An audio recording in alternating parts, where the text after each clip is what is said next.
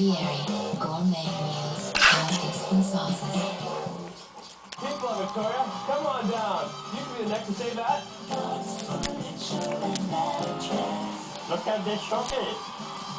We start with furniture for the living room. And for the bedroom, Okay, this is what I believe to be a counterfeit American lock.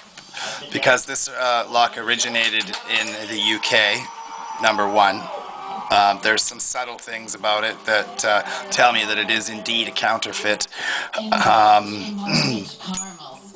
The generic body shape, the telltale made in Taiwan, the non-American bow, non-American style bow on the key. Also, if you compare the logo,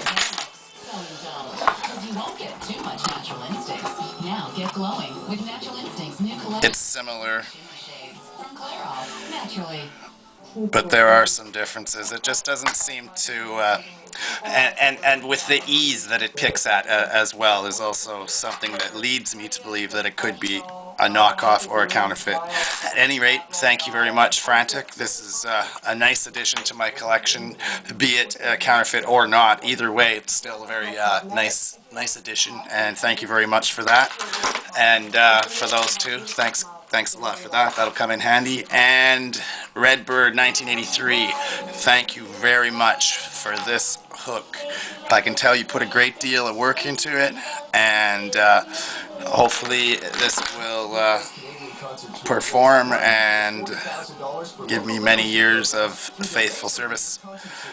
I am in great wonder as to the stock you used for this, but again, great job, man. I really like it, and hopefully it'll be seen in some upcoming vids.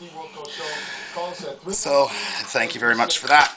So until next time, people, peace, don't break the law, and above all, have fun.